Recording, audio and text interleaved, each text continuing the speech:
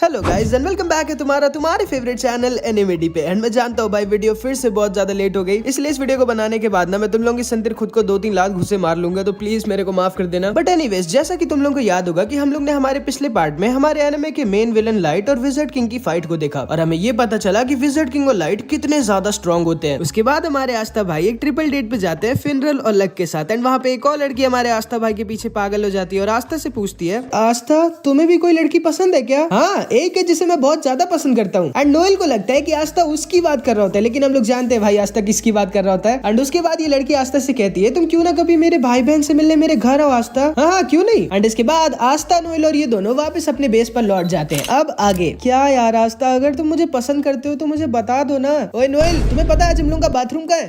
कब से खड़े हो तुम यहाँ पर और नंगे क्यों हो? ओ वो क्योंकि मैं ट्रेनिंग करने के बाद नहाने जा रहा था। भागो यहाँ से। अरे नहा तो लेने देती कम से कम। इसके बाद हम लोग आस्था के चर्च के लोगों को देखते हैं। क्या Yuno senior assistant magic knight बन गया? वाह यूनो, तुम तो हाजी विलेज की शान हो। और आस्था मैजिक नाइट बन गया, यही बहुत बड़ी बात है। उसके प्रमोशन को कम से कम अभी 200-300 साल तो लगेंगे ही। हाँ, इसमें लिखा है कि आस्था भी जूनियर मैजिक नाइट बन गया। क्या? यकीन नहीं होता। आस्था तुम सच में कमाल हो भाई। उसके बाद हम गॉज को देखते हैं। ये भी तुम्हें याद होगा, ये भी ब्लैक बुल स्क्वाड में ही है और आस्था का सीनियर है, जो अपनी छोटी बहन से बहुत ज्यादा प्यार करता है, मतलब कुछ ज्यादा ही प्यार। एंड ये होता भी बहुत स्ट्रॉन्ग है। प्लीज हमें जान से मत मारो भाई। चिंता मत करो, आज तुम लोगों को मैं जान से नहीं मारूंगा क्योंकि कल मेरी प्यारी मैरी का बर्थडे है। चलो सबके सब बर्थडे सॉन्ग गाओ अगर जिंदा रहना चाहते हो। सारे लोग गाना शुरू करो। Happy birthday to.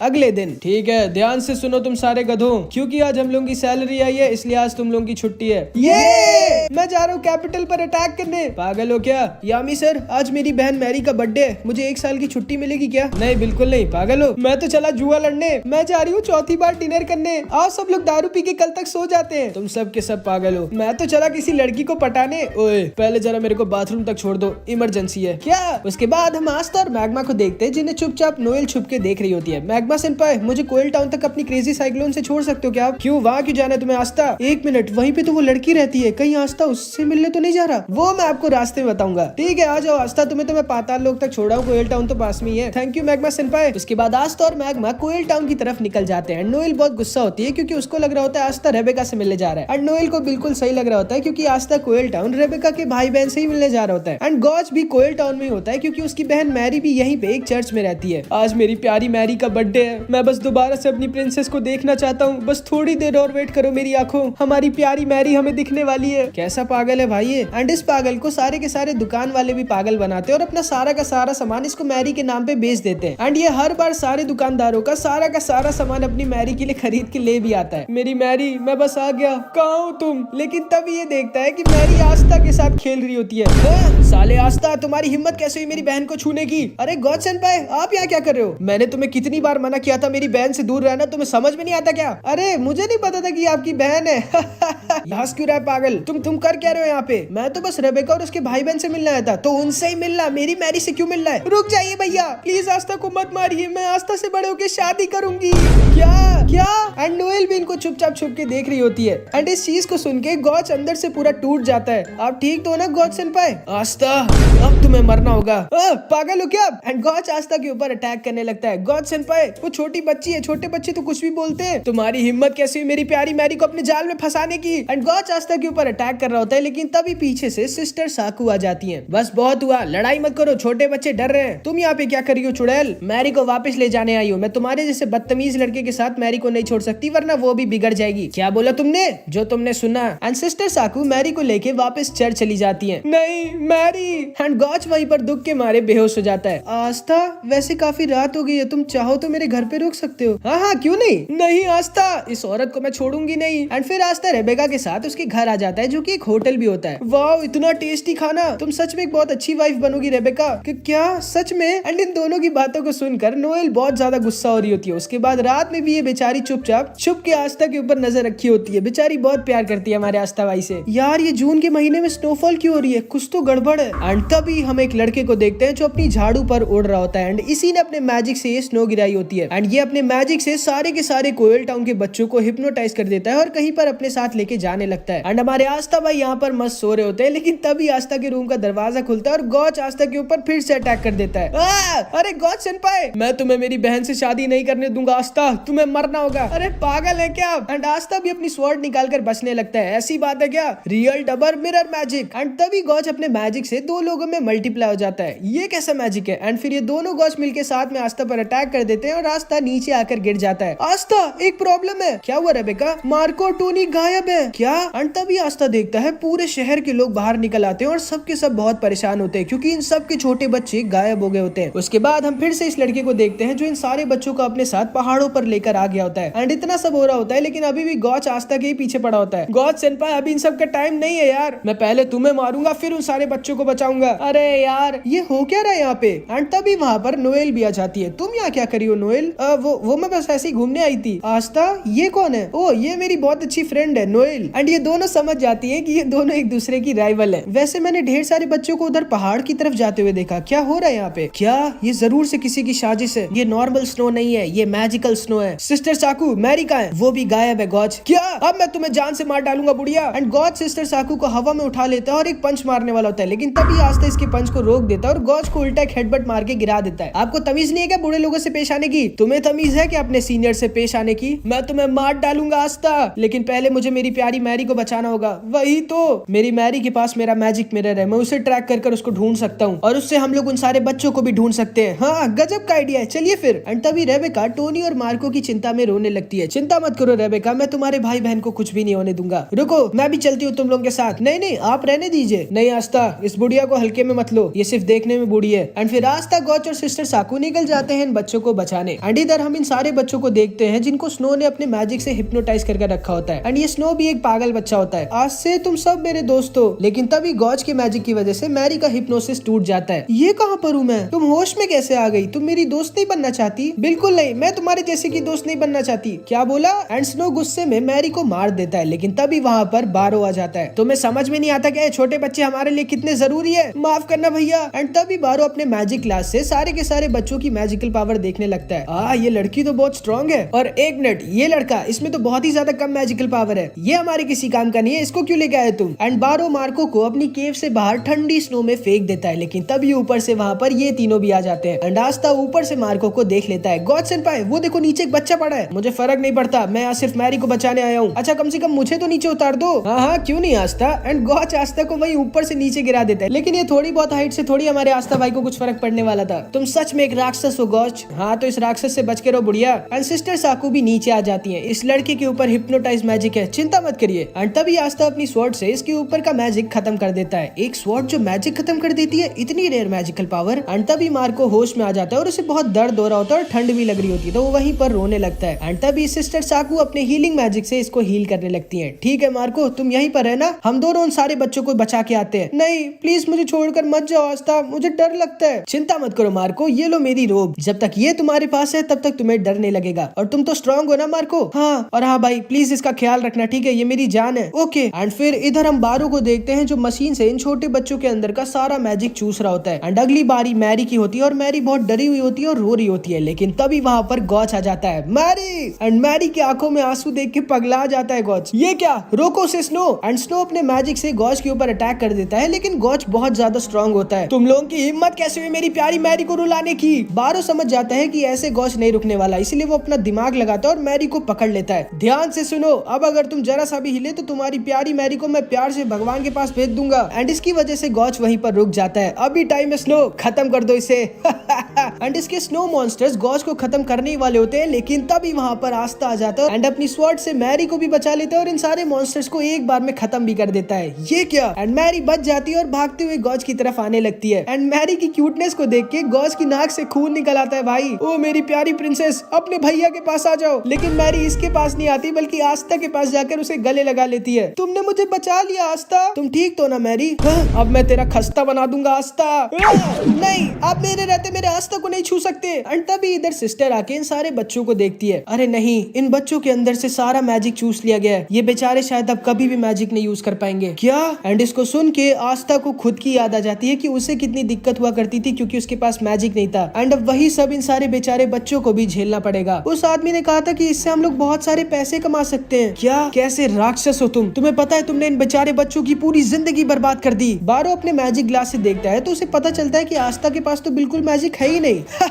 तुम जैसा वीक मैजिकलेस लूजर मेरा क्या करेगा। स्नो तुम इस पागल को संभालो, मैं इस लूजर और इस बुढ़िया को ठिकाने लगाता हूँ। एंड ये गधा हमारे आस्था भाई को हल्के में ले रहा होता है एंड आस्था एक अटैक में इसकी आंखें खोल देता है एंड ये केव की दीवार पर जाकर टकरा जाता है और एकदम शॉक्ड रह जाता है। तुमने जो किया है उसकी सजा मैं तुम्हें जरूर दूंगा। एंड तभी इधर हम नोएल को देखते हैं जो हेडक्वार्टर्स पर फोन लगाकर इन सारी चीजों के बारे में बता देती है एंड फिर सेक के ब्लैक बुल्स के पास जाता है आस्था के लिए बैकअप भेजने। लेकिन ये बेचारा गॉर्डन और ग्रे को ही देख कर डर जाता है और छुप रहा होता है। लेकिन तभी वहाँ पर यामी आ जाता है। अच्छा हुआ आप दिख गए। ओए कौन हो तुम, तुम्हारी हिम्मत कैसी हुई मेरी नींद तोड़ने की। अरे असल में एक मिशन है।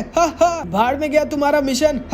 ये सबके सब पागल है क्या। स्नो क्या कर रहे हो तुम, मार डालो इन सबको। एंड स्नो गॉज के ऊपर अटैक करता है और उसे पकड़ लेता है। गॉज सेनपाई आपको हेल्प चाहिए क्या, मैं मार डालूंगा तुम्हें आस्था। एंड असल में गॉज पहले अपने रियल डबल मैजिक से दो बॉडी में मल्टीप्लाई हो गया होता है एंड अपनी दूसरी बॉडी से गॉज पीछे से स्नो के ऊपर हमला कर देता है और इसे बेहोश कर देता है। ये बच्चा सच में बहुत स्ट्रॉन्ग है लेकिन ये गॉज के सामने नहीं टिक सकता। एंड आस्था बारो के पास जाके बोलता है आखिर ऐसा कैसे कर सकते हो तुम इन बच्चों के साथ, तुम जानते हो अब इन बेचारों को कितनी दिक्कत होगी, इन बच्चों के लिए जीना कितना मुश्किल हो जाएगा। मुझे क्या फर्क पड़ता है, मुझे तो बस इनके अंदर का सारा मैजिक चूज कर जमा करना था और फिर इन्हें छोड़ देना था। तुम राक्षस हो। एंड आस्था इसको एक जोर का पंच मारने वाला होता है। नहीं आस्था उसे जान से मत मारना। एंड आस्था अपने पंच को साइड की चट्टान पे मार देता है और पूरी चट्टान टूट जाती है। ये बच्चा इतना स्ट्रॉन्ग कैसे है। चिंता मत करो आस्था, इसको इसके किए की सजा जरूर मिलेगी। एंड तभी सिस्टर साकू बारू को अपने फ्लेम प्रिजन मैजिक से पकड़ लेती है। उसके बाद आस्था इन सारे बच्चों के ऊपर से हिप्नोसिस का मैजिक खत्म कर देता है और सिस्टर साकू इन सबको हील करने लगती है। लेकिन तभी बारू चुपके से अपने secret mud doll magic use करता है और अपने बॉस को एक सिग्नल भेज देता है। आस्था तुम हाजी विलेज से हो ना। हाँ आपको कैसे पता, क्योंकि थोड़े सालों पहले तुम्हारे चर्च की सिस्टर लिली हमारे साथ यहाँ पर रहने आई थी। क्या सच में, उन्होंने कुछ कहा था मेरे बारे में। हाँ कि तुम बहुत ज्यादा बदमाश हो।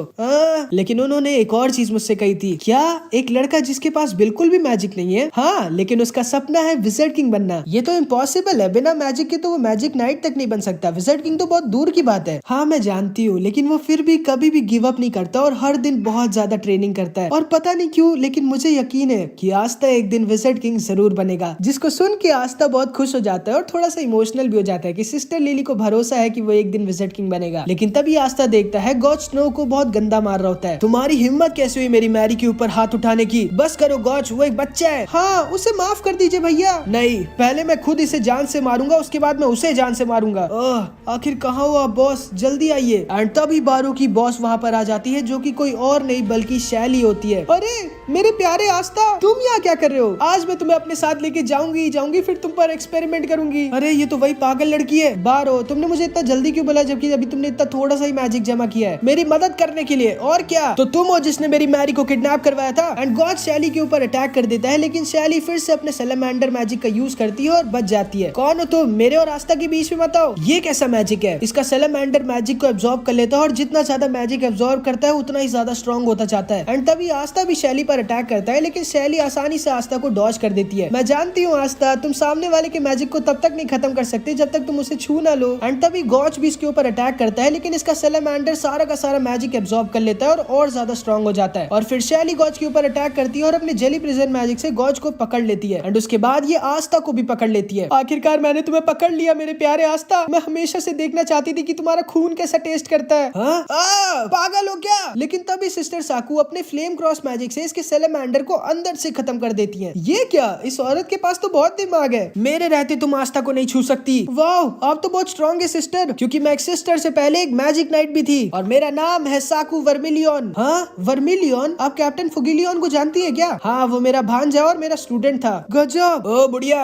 मुझे भी आजाद करो। हाँ क्यों नहीं गॉच। हाँ ये तो 3 वर्सेस 1 हो गया। सुनिए बॉस, मैं आपकी मदद कर सकता हूँ, मुझे बस एक बार आप आजाद कर दीजिए। सच्ची में। हाँ जैसे ही मुझे आजाद करेगी मैं यहाँ से भाग जाऊंगा। ठीक है। एंड तभी ये बारू के ऊपर अपना डार्क मैजिक इंजेक्शन लगा देती है जिससे बारू के अंदर का मैजिक ओवरलोड हो जाता है और इतना ज्यादा हो जाता है कि बारू का पूरा फॉर्म चेंज हो जाता है। उसके पूरे शरीर में से हर तरफ से बस मड मैजिक निकलने लगता है एंड बारू पूरा पागल हो जाता है और एक मॉन्स्टर बन जाता है। एंड इस मॉन्स्टर को देख के सारे बच्चे बहुत डर जाते हैं। एंड गॉच वहाँ से चुपचाप मैरी को लेके निकल लेता है। अरे गॉच सेनपाई। एंड तभी ये मॉन्स्टर इन दोनों के ऊपर अटैक कर देता है। हमें जल्दी से कुछ करना होगा। आस्था इसको खत्म करने की कोशिश करता है लेकिन बारू के अंदर से से इतना ज्यादा मैजिक बह रहा होता है कि वो बार बार अपने आप रीजनरेट कर ले रहा होता है। एंड तभी सिस्टर साकू अपने मैजिक लेपर्ड से एक एक करके इन सारे बच्चों को उस केव से निकालने लगती है और आस्था अकेले शैली और इस मॉन्स्टर से लड़ रहा होता है। एंड तभी ये मॉन्स्टर स्नो को भी खत्म करने वाला होता है, लेकिन तभी आस्था इसको बचा लेता है। ये क्या, तुमने मुझे क्यों बचाया जबकि मैंने इतनी बड़ी गलती की थी आस्था? कोई बात नहीं बच्चे, गलती करना बुरी बात नहीं होती, गलती करते रहना बुरी बात होती है और तुम्हारे पास अभी भी मौका है अपनी गलतियों को सुधारने का। एंड तभी चुपके से शैली आस्था के ऊपर पीछे से अटैक कर देती है, लेकिन सिस्टर साकू आस्था को फिर से बचा लेती है। इस बूढ़ी औरत का मुझे कुछ करना पड़ेगा। भैया ये आपने क्या किया? आपको वापस जाना होगा, उन लोगों को आपकी जरूरत है। बिल्कुल भी नहीं मैरी, मुझे फर्क नहीं पड़ता कि वो लोग जिंदा रहे या मरे, मैं बस तुम्हें कुछ नहीं होने दूंगा। मैं तुम्हें सीधा रॉयल कैपिटल लेके जा रहा हूँ और वहाँ पे तुम सेफ और खुश रहोगी। लेकिन तभी मैरी इसको एक जोर का घूसा मार देती है। आपको समझ में नहीं आता क्या भैया? अगर सिस्टर साकू और मेरे सारे दोस्त मारे जाएंगे तो मैं जिंदा बच के भी कभी खुश नहीं रहूंगी, और अगर आज आप वापस नहीं गए तो मैं आपसे कभी भी बात नहीं करूंगी और आस्था से ही शादी करूंगी। एंड तभी गॉज को अपने सामने मार्को और वो सारे बच्चे देखते हैं जिन्हें सिस्टर साकू ने बचा लिया होता है। मार्को तुम ठीक हो? हाँ गॉज भैया आप चिंता मत करिए, आप आस्था की हेल्प करनी चाहिए, मैं मैरी का ख्याल रखूंगा। ओए दूर हट मेरी बहन से, और याद रखना अगर इसको एक भी खरोच आई तो मैं तुम्हें तुम्हारे पूरे परिवार को मार डालूंगा।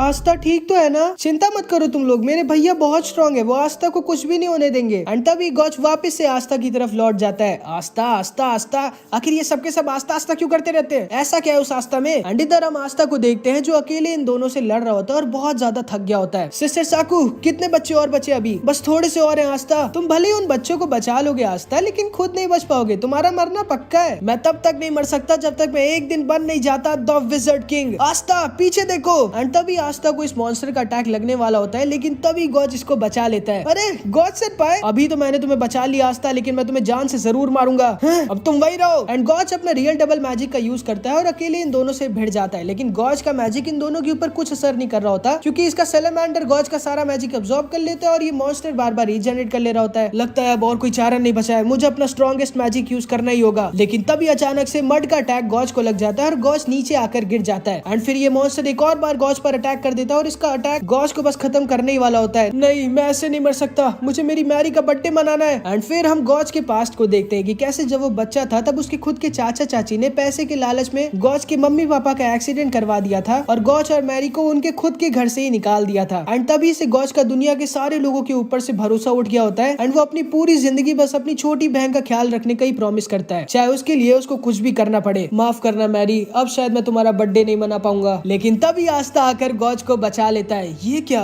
इसने मुझे क्यों बचाया? गॉज सेनपाई आप ठीक तो? मेरे पास एक प्लान है, आप मुझे न मरने दो, मैं आपको नहीं मरने दूंगा। ये कैसा प्लान है? ये लड़का सच में पागल है, बिल्कुल हमारे कैप्टन यामी की तरह। ठीक है आस्था, चलो फिर एक बार मैरी के लिए मिलके साथ में एक टीम की तरह लड़ी लेते हैं। ये हुई ना बात? और वो तुम्हारी ग्रिम वॉर्ड जल क्यों रही है? एंड तभी आस्था देखता है कि उसकी ग्रिम वॉर्ड से उसकी दूसरी स्वॉर्ड बाहर निकल आती है, जो बिल्कुल उस दिन की तरह जल रही होती है जब आस्था ने डायमंड किंगडम के प्रिंस को हराया था। एंड तभी आस्था अपनी दूसरी स्वॉर्ड से उसी दिन की तरह इस मॉन्स्टर के ऊपर एक anti magic wave attack use कर देता है, जो एक बार में इस मॉन्स्टर का पूरा हाथ काट देता है। वाह, एंटी मैजिक वेव, ये कैसे किया तुमने आस्था? एंड तभी गॉड समझ जाता है कि यही वो अटैक है जो इस मॉन्स्टर और इस लड़की दोनों को हरा सकता है। आस्था तैयार हो जाओ। एंड तभी गॉड अपना स्ट्रॉन्गेस्ट अटैक यूज करता है, जिसे वो कई हफ्तों में सिर्फ एक बार यूज कर सकता है, और इस अटैक से इसकी सारी की सारी मैजिकल पावर खत्म हो जाएगी। ये मॉन्स्टर दोबारा से आस्था के ऊपर अटैक करने वाला होता है। जाओ Aastha, mirror magic, deadly clone mirror. And अपने मैजिक से गॉड आस्था के ढेर सारे डबल्स बना देता है एंड ये सारे के सारे एक साथ मिलके एंटी मैजिक वेव की बौछार कर देते हैं भाई इन दोनों के ऊपर। एंड शैली और इस मॉन्स्टर दोनों की बैंड बजा देते हैं। ये हुई ना बात। सिस्टर साकू को यकीन नहीं होता कि गॉच और आस्था साथ में कितने स्ट्रॉन्ग हो गए। एंड इस तरह से शैली और ये मॉन्स्टर हार जाते हैं। फिर हम स्नो को देखते हैं जो उसके भैया के खत्म हो जाने की वजह से थोड़ा सा दुखी होता है और रो रहा होता है। लेकिन तभी आस्था उसके पास जाता है। मुझे माफ करना आस्था, तुमने सही कहा, मैं अपनी गलतियों को सुधारूंगा। बिल्कुल बच्चे, और जब तुम एक अच्छे इंसान बन जाओगे तो तुम्हारे बहुत सारे दोस्त भी बन जाएंगे। सच्ची में? हाँ, तुम भी मेरे दोस्त बनोगे आस्था? हाँ जरूर। जिसपे स्नो बहुत खुश हो जाता है। लेकिन तभी स्नो अचानक से आस्था के बगल में गिर जाता है एंड उसकी पीठ में एक अजीब सी चीज घुसी हुई होती है। ये क्या? एंड ये सारे के सारे लोग एकदम शॉक्ड रह जाते हैं। एंड तभी आस्था के पीछे एक बहुत जोर की लाइट जलने लगती है। गॉच ऊपर खड़े आदमी की मैजिकल पावर को देखकर एकदम डर जाता है और अगले ही पल में ये भी ढेर हो जाता है। सब कुछ इतना ज्यादा फास्ट हो रहा होता है कि आस्था को कुछ समझ में नहीं आ रहा होता। एंड तभी आस्था को भी अटैक लगने वाला होता है, लेकिन तभी सिस्टर साकू आस्था को बचा लेती है, लेकिन खुद बहुत ज्यादा इंजर्ड हो जाती है। तब जाके आस्था को समझ में आता है तो तुम तो। एंड आस्था के सामने खड़ा होता है आई ऑफ द डार्क सन का लीडर, हमारी एनिमे का मेन विलेन लाइट, जिसके पास यूनो की तरह एक 4 लीफ ग्रिमवॉर होती है। एंड यहाँ पर हमारी एनिमे का पार्ट 9 खत्म हो जाता है। एंड चिंता मत करो भाई, तुम लोग इस बार तुम्हारा एनिमेटी भाई पक्का प्रॉमिस करता है कि नेक्स्ट पार्ट में जल्दी लाऊंगा। इनफैक्ट मैं इसी हफ्ते नेक्स्ट पार्ट लाऊंगा, लेकिन हाँ तब जब इस वीडियो पे 1000 कमेंट्स आ जाएंगे। तो कुछ भी कमेंट जरूर से कर देना। एंड मैं बता दे रहा हूँ भाई कि नेक्स्ट पार्ट बहुत ज्यादा मस्त होने वाला है, तो इसीलिए तैयार रहना। मिलते हैं अगली वीडियो में, तब तक के लिए अपना ख्याल रखना। Bye bye.